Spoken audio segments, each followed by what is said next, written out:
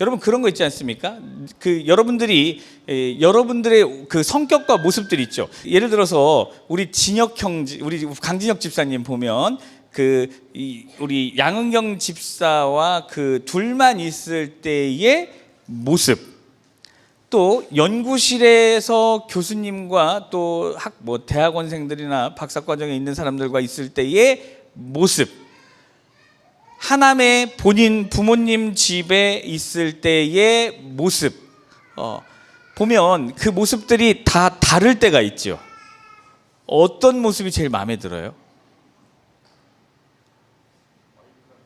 와이프랑 있을 때 모습이 제일 마음에 들어요? 아, 그래요? 나 몇 번 봤는데.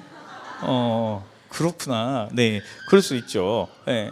저도 그럴 때가 있어요. 여러분, 저는 그 MBTI 앞에가 E일까요, I일까요? 저도 이 여러 친구 집단들이 있잖아요. 그 지인 집단들. 근데 어떤 집단은 이제 저를 되게 재밌는 사람으로 알아요. 어떤 집단은 저를 되게 조용한 사람으로 알아요. 한번 그렇게 아니까 그냥 계속 그렇게 알게 하고 싶더라고요. 그러니까 우리가 가진 모습들이 사실은 다양하죠. 다양해요. 우리 오지은 자매도 병원에서의 모습과 셀에서의 모습과 엄마 딸로서의 모습과 이런 것들이 다 다를 수 있잖아요. 그렇게 우리 안에는 되게 여러 모습들이 존재합니다. 오늘 우리가 조금 전에 읽은 이 본문을 보면요, 이 본문에도 사울의 여러 모습들이 등장을 해요. 혹시 방금 읽었던 1절부터 9절까지 말씀 안에서 여러분은 사울의 몇 가지 모습을 발견하셨나요? 어렵지 않습니다. 앞과 뒤죠. 두 가지 모습입니다. 네, 우리는 두 가지 모습을 발견할 수가 있어요. 자, 그러면 이게 무슨 이야기인지 한번 따라가 보겠습니다. 여러분 혹시 그 태극기 휘날리면이라는 영화 보셨나요?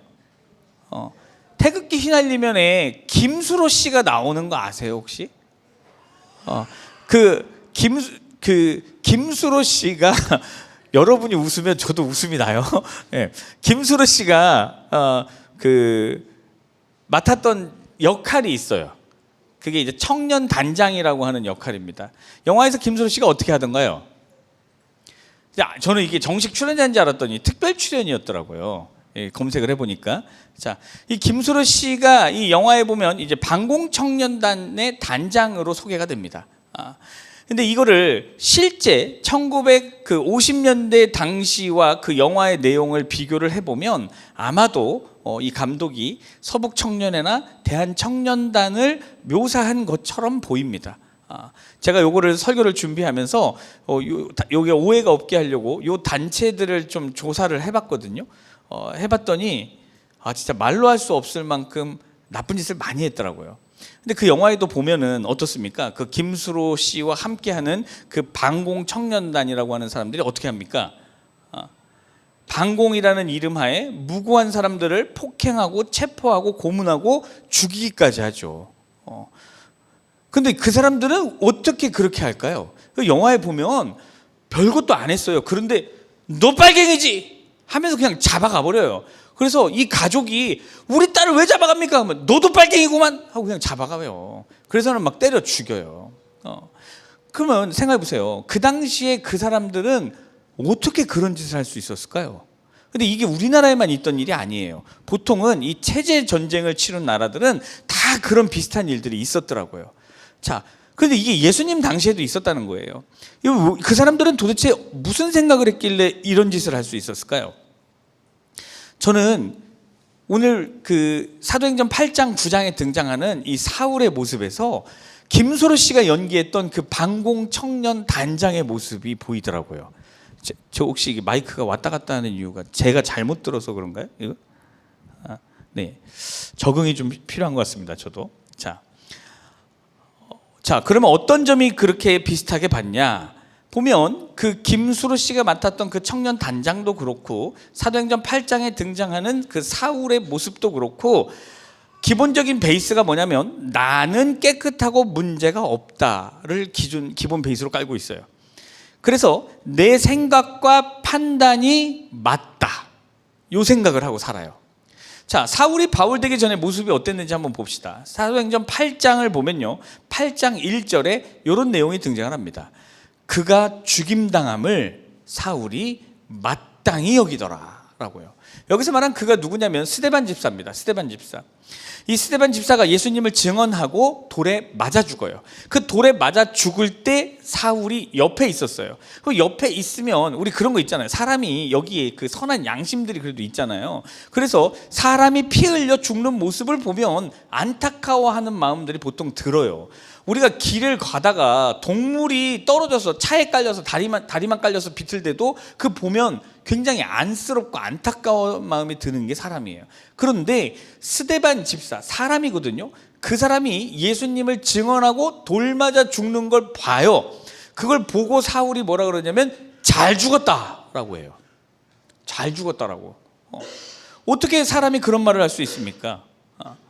왜 사울이 이런 말을 할 수 있었냐? 당시에 사울은요, 유대교인이에요. 유대교인. 이스라엘 백성들은 다 유대교인이에요. 이 유대교인들은 모세 오경을 아주 중요하게 생각을 해요. 그러면서 이 사람들은 하나님만 믿어요. 하나님. 그러니까 무슨 얘기냐면 지금까지 이 사람들은 모세 오경을 중심으로 하나님을 잘 믿고 있었어요. 지키라는 율법도 뭐 다 잘 지키고 살고 있었어요. 그런데 어느 날 이스라엘 땅에 예수라고 하는 사람이 등장을 했는데 이 사람의 소문을 들어보니까 병자를 치유하고 죽은 자를 살린다고 하는데 그건 내가 본 적이 없어서 그 사람들이 뭔가 환각에 홀렸을 수 있다, 이렇게 생각이 들어요. 그런데 가만 보니까 이 사람이 말끝에 뭐라고 하냐면 하나님의 아들이다라고 얘기를 해요. 태호야 미안해, 내 목소리 너무 컸어? 하나님의 아들이다라고 얘기를 해요. 이게 마음에 안 드는 거예요. 이게 왜 그러냐면 자기들이 하나님을 믿고 있거든요. 그런데 갑자기 느닷없이 어떤 예수라는 사람이 나타나서는 자기가 하나님의 아들이래요. 사울과 유대교인들 입장에서는요, 이 예수라는 사람은 하나님을 팔아먹고 사는 암적인 존재예요. 암적인 존재예요. 그래서 이 예수를 믿는 사람들을 잡아 죽이는 것은 하나님의 일을 하는 거라고 생각을 했어요. 반공청년단들이 공산주의를 믿는 사람들을 다 죽이고 그게 전염된다고 생각했어요. 이 사람들은 막 그 부모가 공산당이면 밑에 자녀도 공산당이다, 이것들은 다 죽여 없애야 이게 퍼지지 않는다, 이렇게 생각을 해요. 그래서 이게 나라를 평안하게 만드는 길이라고 생각을 한 거예요. 똑같아요. 유대인들도 예수님을 믿는 사람들을 다 잡아 죽여야 이걸 하나님이 기뻐하는 일이라고 생각을 한 거예요. 자, 그래서 사울이 어떻게 하느냐? 사도행전 8장 3절에 보니까 사울이 교회를 진멸해요. 여기서 말하는 교회는 예수 믿는 사람들이 모인 공동체를 얘기하죠. 그 공동체들을 다 파괴시켜요. 그리고 각 집에 들어가서, 아니 집은요 안전해야 할 곳이잖아요. 그리고 요즘 시대에는 영장이 없으면 범죄자라 하더라도 못 들어가잖아요. 그 집에 경찰들이. 그렇죠. 예전에 뭐 민주화 운동하고 할 때 교회를 못 들어와요. 절도 못 들어가요. 경찰 공권력이 못 들어가요. 성당도 못 들어가요. 그래서 서울의 그 강남 중심부에 있는 아니면 또 도시 가운데 있는 명동성당이나 서울의 영락교회 이런 데들로 그 죄를 지은 사람들이 많이 도망갔어요. 지금 기준으로 하면 죄는 아니죠. 민주화 운동한 거니까. 예. 그러니까 원래 집은 안전해야 하는 곳이잖아요. 더 이상 들어오면 안 되잖아요. 그런데 사울이 어떻게 했냐면 사람들을 끌어다가 그 집안에 있는 사람들을 다 끌어내게 해서 감옥에다가 갖다 다 넘겨버렸어요. 사울이 어떻게 이런 일을 해요? 그게 맞다고 생각하니까 하는 거예요. 여러분, 부부싸움을 하거나 이웃과의 싸움을 하거나 연인과의 싸움을 할 때가 있습니다. 이쪽 자, 만약에 연인이 있거나 부부가 있거나 혹은 친구랑 있으면, 우리 지금 실습하느라고 대전 가 있는 우리 하민이 주말마다 오느라 애써요. 근데 친구랑 옆방 살잖아요. 근데 아직 싸우진 않았나? 안 싸워봤어요? 곤란한데? 한 번쯤 싸웠어야 되는데. 채원이 직장에서 동료랑 부딪혀 본 적 있죠? 없어요? 다들 착하게 잘 사네요. 누가 있다고 칩시다. 있어요. 주로 왜 싸워요? 아니 퀴즈 교사 때는 얘기하니까 다들 답들이 뚝뚝뚝뚝 잘 나오던데 주로 왜 싸웁니까? 여자친구랑 싸워봤어? 아이고 참 곤란하네. 다들 잘 사시네요. 유진 집사님 나 좀 도와줘요. 싸워본 적 있죠? 예. 왜 싸우나요? 그러니까 싸움이 커지는 이유는 뭐예요? 싸움이 지속되는 이유. 안 싸워봤네요. 예, 저 생각해서 그냥 싸웠다고 얘기한 거네요. 우리 혜연 집사님, 그 다툼이 길어지는 이유가 주로 뭔가요? 아 맞아요. 아 맞다. 미안해, 내가 착각했네요. 우리 인동 집사님은 혼나봤지 싸워본 적이 없다고 했어요. 보통은 길어지는 이유가 뭐냐면, 자, 안 싸워보신 분들 잘 들어보세요. 보통 어디서 길어지냐면, 언니랑 싸우지. 아까 언니가 다 얘기했어 나한테. 발로 차고 그런다며 막. 자, 언니랑 싸움이 처음부터 발로 차려고 시작해? 시작해 이렇게 시작해? 아니잖아요. 처음에 살살 시작하잖아요. 근데 싸움이 왜 커지고 왜 길어져? 아, 이기려고? 아, 목적이 거기에 있는 거야? 그러니까 언니 어디 갔지? 자, 여러분 도와주세요. 싸움이 길어지는 이유가 주로 뭐냐면요, 내가 맞다 이거예요. 그렇지 않아요? 아니, 내가 맞으니까 싸움이 길어지는 거예요. 내가 틀려도 내가 맞다. 혜연 집사님, 인동 집사님은 혼을 낼 때 혼내는 게 길어질 때가 있죠. 언제 길어져요? 말을 해도 혼나는 이유를 인정을 안 할 때잖아요. 그리고 자기가 맞다고 할 때 고맙습니다. 네. 자기가 맞다고, 내가 틀렸는데도 내가 맞다고 생각할 때 싸움이 길어지고 싸움이 커져 오래가요. 보통 다 그래요. 모든 싸움이 거의 다 그렇습니다. 근데 보세요, 무한도전 보셨죠? 무한도전 보신 분들, 거기에 보면 그 무한도전 멤버들이 옛날에 무도빠, 우리 박도진 형제가 무도빠예요. 저 사람 다 알아요, 무도를. 그 시대 사람도 아닌데. 거기 보면 정준하 씨가 셰프한테 혼난 일이 있어요. 뭐 만들 때입니까? 그러니까 이거 다 아시네. 너는 어떻게 알아요? 아, 너 말 안 했어? 김치전 할 때 셰프가 잘 알아요? 정준하 씨가 잘 알아요? 셰프가 잘 알잖아요. 근데 정준하 씨가 자기 방법대로 해요. 그래서 자기가 맞다고 해요. 입이 대빨 나와가지고 해요. 그 결국에 어떻게 됩니까? 정준하 씨가 나중에 대국민 사과를 하죠. 일이 왜 길어져요? 아니, 자기가 맞다고 하니까 길어지는 거예요. 보세요, 사울이요, 어떤 생각을 가진 사람이냐면, 내가 믿는 거, 내가 생각하는 것이 맞다라는 확신에 차 있는 사람이에요. 너무 자기 생각이 강하니까 아무도 그런 사울을 말릴 수가 없었어요. 그래서 9장 1절에 보면요, 뭐라고 시작하냐면, 우리가 아까 전에 읽었던 9장 1절 보세요. 사울이 주의 제자들에 대하여 어떻게? 가운데 뭔 말이 들어있어요? 여전히 위협과 살기가 등등하여 대제사장을 찾아가요. 사도행전 8장에서 교회는 이미 다 흩어졌어요. 예루살렘에 더 이상 교회가 존재하지 않을 정도로 다 흩어졌어요. 지하로 숨어버리고 없어요. 땅에는 이미 많은 그리스도인들이 잡혀갔어요. 당시에 그리스도인들 잡는 거 진짜 쉬운 일이었어요. 한 명만 잡아다 넣으면 감옥에서 밥을 안 줘요. 이 밥을, 저 얘기했던가요, 이 얘기를? 그 밥을 먹이려면 그 가족이나 친구들이 그 음식을 가져와야 돼요. 그러면 기독교인 잡아놓으면 그 밥 갖다 주는 사람도 기독교인일 확률이 높잖아요. 다 잡아갔어요. 그런데 사울은 그럼에도 불구하고 성경이 뭐라 그래요? 여전히 기세가 꺾이지가 않았어요.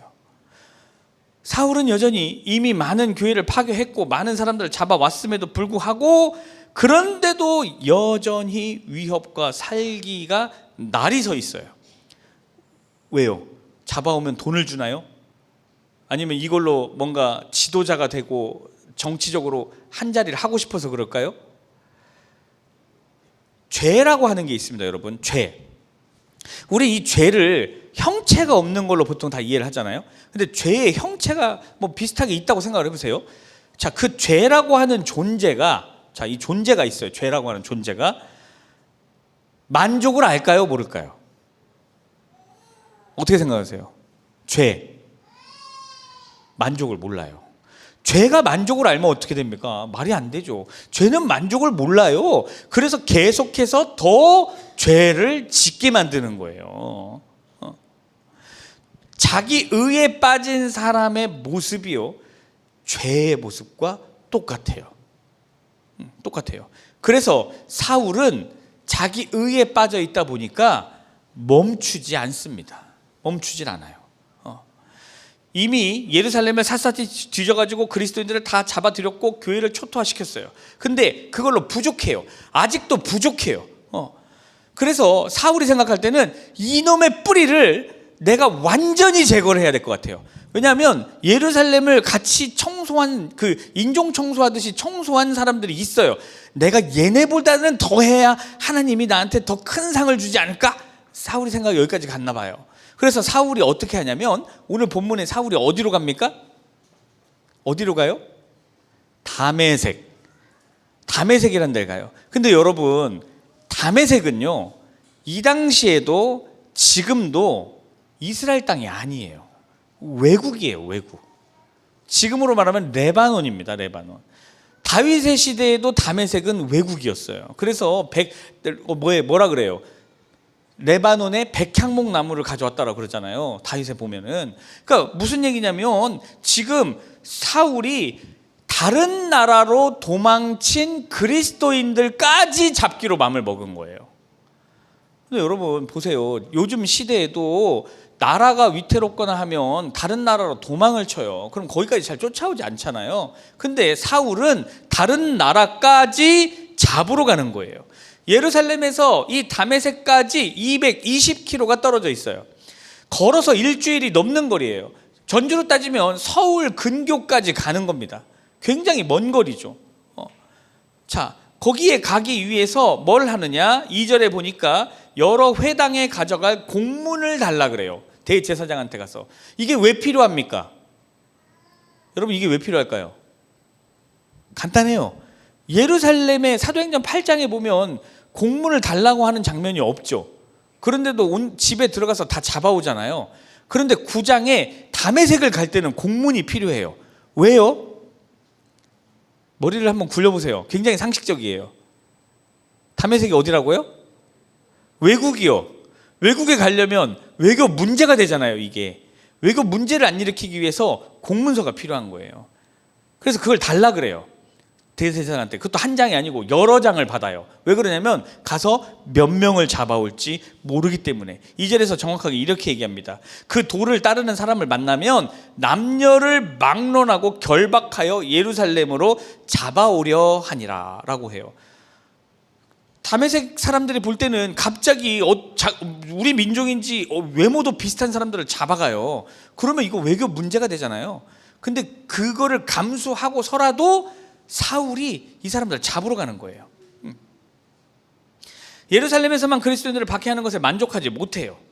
그래서 그리스도인들의 씨를 말려버리려고 사울이 작정을 합니다. 자, 그래서 그 먼 거리를 갑니다. 사울은 왜 이렇게까지 했을까요? 그리스도인들한테 뭐 혹시 사기를 당했나요? 제가 진짜 그런 사람들 본 적 있어요. 교회를 무지하게 싫어하시는 분이에요. 이유를 들어보니까 교회 다니는 사람하고 같이 사업을 했는데 그 사람 때문에 망했대요. 너무 미워하는 거예요. 사울이 그랬을까요? 아니죠. 아니면 그냥 사울이 단순히 미친 사람일까요? 그냥 막 혈기만 있는 사람일까요? 사울은 당시 최고의 엘리트였습니다. 여러분 아시다시피 당시 최고의 지성인인 가멜리엘의 제자였어요. 당시에 저 가말리엘의 제자입니다 라고 하면 사람들이 다 어유 대단하신 분이네요 할 정도로 굉장히 공부를 많이 한 사람이에요.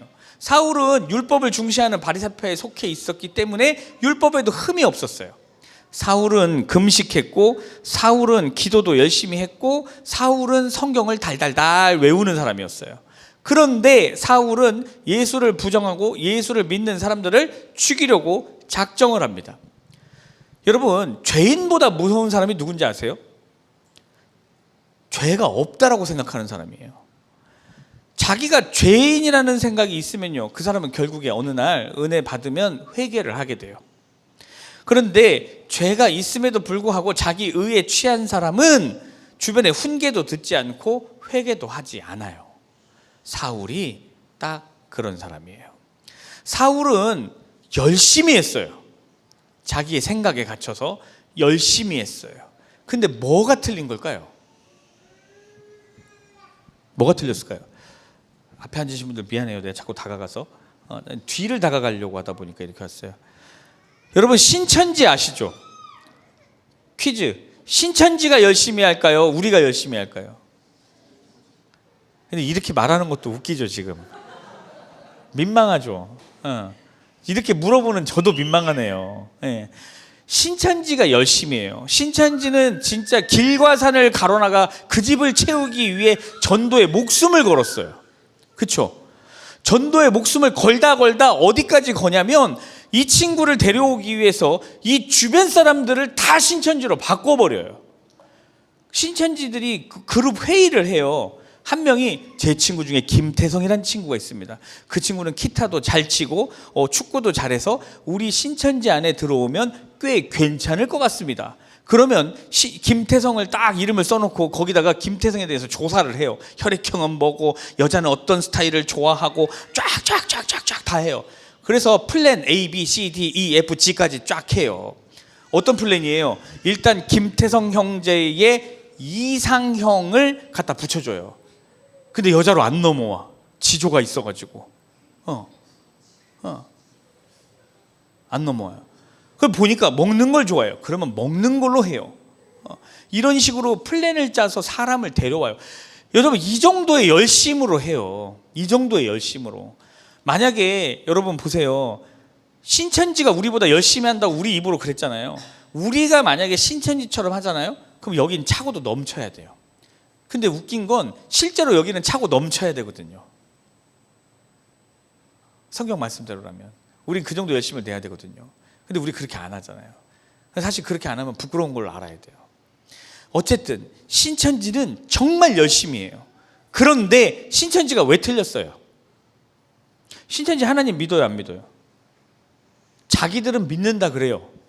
그 신천지는 왜 틀린 거예요? 왜 잘못된 거예요? 뭐가 잘못했습니까? 우리보다 열심히잖아요. 이렇게 하면 이제 이 부분만 녹화해가지고 딱 짧게 인스타에 올리면 바로 그냥 큰일 나는 거죠. 네. 그래서 중간중간에 어문말을 막 섞어서 해줘야 돼요. 신천지가 뭐가 잘못했습니까? 신천지 잘못했어요? 자, 신천지는 뭐가 잘못했습니까? 분명히 열심히 하잖아요. 근데 뭐가 잘못된 거예요? 제가 여름 내내 요거를 되게 많이 강조하고 있거든요. 여자 소개받아도 되겠어요. 방향이 잘못됐잖아요. 방향이. 예? 여러분, 신천지는 열심히 해요. 그런데 그 방향이 잘못됐어요. 하나님이 우리를 볼 때 어디를 보신다 그랬어요? 중심을 보신다고 했잖아요. 근데 사실 중심을 보시는 이유가 뭐예요? 여기에 예수님이 있는가 없는가 보신다는 거잖아요. 예수님이 여기에 있어요. 중심에 있어요. 그러면 방향을 알 수가 있어요. 예수님 방향으로 틀겠구나. 그 중심을 보면 아는 거예요. 중심을 보면. 전에 우리 설혜진 자매가 짬뽕을 좋아한다고 칩시다. 짬뽕을 좋아해요. 우리 박도진 형제가 중심에, 물론 예수님이 있지만 예수님 다음으로 설혜진 자매가 있어요. 그러면 박도진 형제는 메뉴를 고를 때 일단 뭐부터 생각할까요? 짬뽕부터 생각하는 게 맞죠. 맞잖아요. 중심에 뭐가 있는지를 알면 방향을 미리 우리가 알 수 있다니까요. 그래서 하나님이 중심을 보는 거예요. 신천지는 열심히 했지만 방향이 잘못됐어요. 사울은 진짜 열심히 해요. 그런데 뭐가 잘못됐어요? 방향이 잘못됐어요. 사람은 확신이 강할수록 점검하지 않거든요. 맞아, 이거 무조건 맞아. 이거 무조건 맞아. 아이, 안 돼, 내가 맞아. 볼 것도 없어, 맞아 이거. 남자들 운전할 때 내비가 왼쪽으로 가라는데 오른쪽으로 가야 빨라. 내가 여기를 하루 이틀 다녀. 맞아, 오른쪽으로 가라고 하죠. 우리 박도진 형제가 신혼여행 그 숙소 예약을 해야 되는데 CVC 번호를 잘못 눌러가지고 그 주말 사이에 숙소가 사라져 버렸어요. 카드가 막혀가지고. 그런 일이 있었어요. 왜 그랬냐고 했더니 자기 기억이 맞다라고 생각을 했대요. 그래서 외운 걸 쳐 넣었어요. 내가 맞아. 여러분, 확신에 찬 사람은 점검하지를 않아요. 속도가 빠른 사람은 뭘 안 볼까요? 방향을 안 살펴요. 사울은요, 강한 확신에 차서 가장 빠른 속도로 가장 잘못된 방향으로 달려갔어요. 근데 여러분 생각해 보세요. 빠르면 뭐합니까? 방향이 잘못되면 더 빨리 망하는 것밖에 없는 거예요. 사울은 방향이 잘못됐어요. 근데 속도도 빨라요. 그러니 어떻게 돼요? 망하는 지름길로 빠르게 가는 거예요. 그래서 하나님은 사람을 볼 때 그 방향을 보십니다. 방향을. 3절 4절 사울이 길을 가다가 다메섹에 가까이 이르더니 호련히 하늘로부터 빛이 그를 둘러 비치는지라 땅에 엎드려져 들음에 소리가 있어 이르시되 사울아 사울아 네가 어찌하여 나를 박해하느냐라고 해요. 잘못된 방향으로 빠르게 달리고 있던 사울을 멈춰 세웠어요. 얘가 막 달려가면서 대제사장 빨리 주세요. 지금 빨리 도망가기 전에 잡으러 가야 됩니다. 모여 군대 모여. 40명을 이끌고 갔어요. 군사를 이끌고 갔다고요. 다메섹으로 빨리 가야 돼요. 왜 그러냐면 첩보가 들어가가지고 얘네들이 도망칠 수가 있어요. 급히 가고 있는데 그걸 누가 세웠어요? 사울의 엄마가 세웠어요? 아니에요. 아무도 못 세워요. 그거를 자기 스스로도 못 썼어요. 누가 세웠어요? 예수님이 세웠어요. 사울은 지금 그리스도인들을 잡으러 가는 길이었어요. 악함의 절정에 다가가고 있어요. 사울이 그 모습 그대로 다메섹에 가게 되면 어떻게 됩니까? 외국으로 도망갔다라고 해서 안심하고 있던 그리스도인들을 싹 다 잡아다가 돌아오게 되는 거잖아요. 사울의 악함의 절정이 그거잖아요. 사울은 그거 하러 악함의 절정을 향해 달려가고 있어요. 그것도 최고 속도로. 그런데 그걸 누가 막았어요? 그 순간이 다가오기 직전에 예수님이 멈춰 세웠어요. 그리고는 예수님께서 사울의 생각을 뒤흔드십니다. 뭐라고 하세요? 네가 어찌하여 나를 박해하느냐. 사울은 지금 자신이 이단을 처단하고 있다고 믿고 있었어요. 그런데 실제로는 하나님을 대적하고 있어요. 사울은 이걸 몰라요. 사울은 자신이 하나님 편이라고 굳게 믿고 있었어요. 그런데 그 순간에도 사실 사울은 하나님과 정면으로 충돌하고 있었던 거예요. 빛은 어둠을 드러냅니다. 사울은 그 빛 앞에 엎드러지기 전까지 자신이 어둠 속에 있는 줄도 몰랐어요. 사울은 밝히 보고 있다고 생각했지만 실은 아무것도 못 보고 있었던 거예요. 그래서 5절에서 사울이 이런 질문을 해요. 사실은 사울이 그 이전에 자기가 하나님을 잘 믿는다고 생각했던 그때 이미 물어봤어야 되는 거예요. 근데 계속 안 물어보다가 지금 이제서야 물어봐요. 뭐라고 물어봐요? 당신이 누구십니까? 이거 언제 물어봤어야 되는 거예요? 이미 진작에 물어봤어야 되는 거예요. 평생 하나님을 잘 안다고 생각하고 살았던 사람이 정작 하나님과 딱 대면한 순간 뭘 물어봐요? 하나님이시네요가 아니라 누구세요? 이렇게 물어보는 거예요. 근데요, 그래도 은혜인 게 이게 회심의 시작점이에요. 회심은 답을 더 많이 아는 데서 시작하는 게 아닙니다. 회심은 내가 틀렸을 수도 있다라고 그 가능성을 인정하는 순간부터 시작되는 거예요. 6절, 7절, 8절, 9절. 사울이 어떤 사람입니까? 지금 다메섹까지 가장 앞에 가던 사람이에요. 가장 앞에 가던 사람이 멈추니까 뒤에 있던 사람들이 어떻게 해요? 다 멈춰요. 7절에 보면 같이 가던 사람들은 소리만 듣고 아무도 보지 못하여 말을 못하고 서요. 왜요? 사울이 멈췄어요. 앞에 가던 사람이 멈추니까 그냥 멈추는 거예요. 자, 그런데 사울은 하나님께서 왜 하필 다른 데도 아니라 눈이 안 보이게 하셨을까요? 요거는 제가 옆으로 잠깐 벗어나는 거라 뺄까 하다가 넣었거든요. 자, 왜 하필 눈일까요? 사울은 평생 눈으로만 살던 사람이에요. 자기 눈으로 봤을 때 문제가 있는 사람들은 다 잡아오는 거예요. 그는 모든 것을 육신의 눈으로 판단하고 구별했던 사람이에요. 그래서 하나님께서는 영적인 눈을 열어주기 위해서 육신의 눈을 감기세요. 자, 그리고 사울은 사흘 동안 먹지도 마시지도 못해요. 스스로 한 것 같지만 하나님이 그렇게 허용하셨어요. 왜 그러셨냐? 자기 생각만 옳다고 믿던 사람이 처음으로 완전한 무력함과 침묵의 자리로 들어가게끔 하세요. 이 사흘은, 이 3일 동안은 사울에게 있어서 평생 쌓아온 이 확신의 구조물이 무너지고 그 자리에 새로운 것이 세워지기 위한 준비의 시간인 거예요. 잘 보면요, 9절 한번 보세요. 사흘 동안 보지도 못하고 먹지도 마시지도 안 했다라고 해요. 그러니까 못한 게 아니죠. 자기가 안 한 거예요. 자기가. 그럼 왜 자기가 안 하도록 하나님이 허용을 하셨냐? 이게 무너지고 있는 거예요. 지금 자기가 자기 진리라고 생각했던 것들이 무너지는 시간이에요.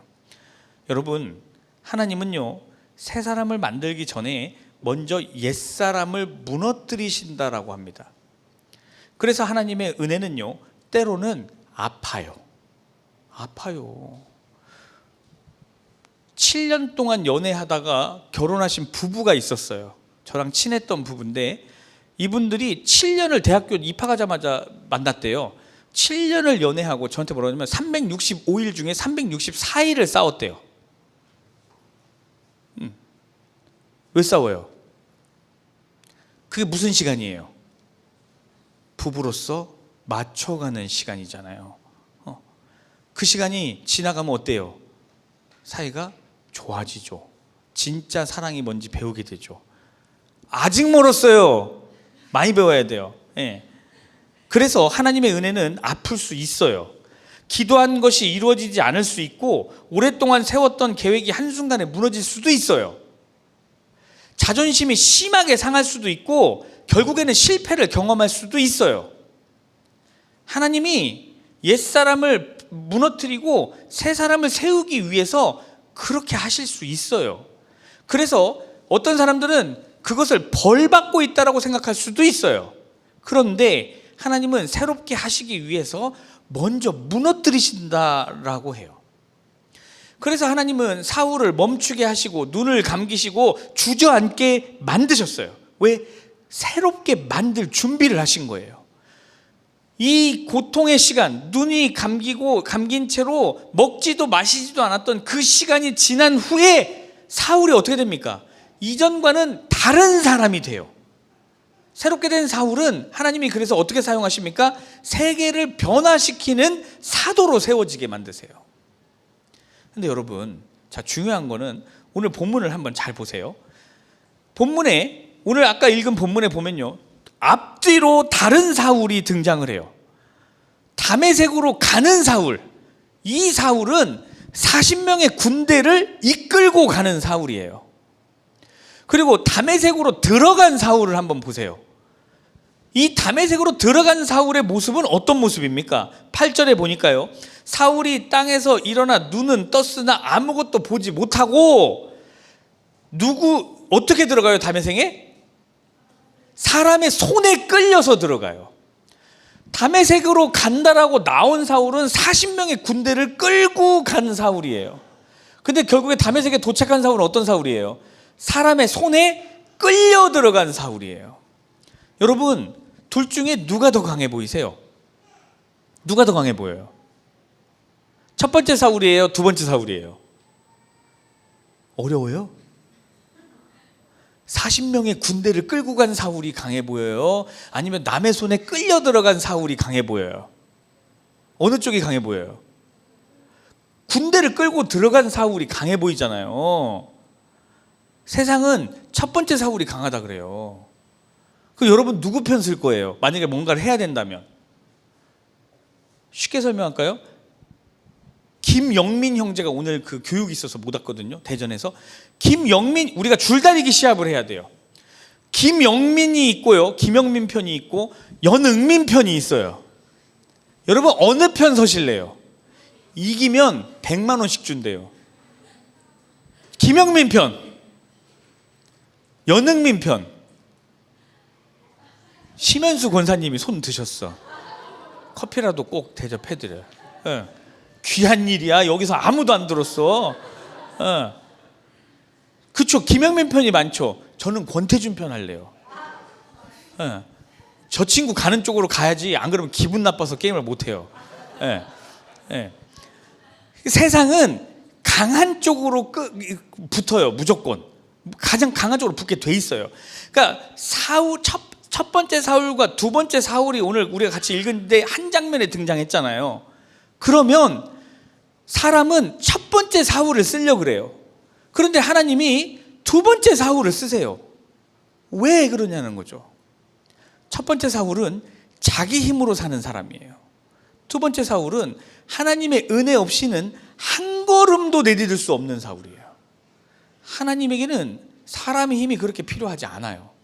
그래서 하나님에게는 하나님이 방향을 틀 수 있는 사람을 더 선호하세요. 그게 두 번째 사울이에요. 다메섹으로 향하던 사울을 멈춰 세우신 하나님께서 오늘 각자의 생각과 계획을 가지고 앞으로 달려나가고 있는 여러분 한 분 한 분에게도 멈추게 하시는 일이 생길 수 있습니다.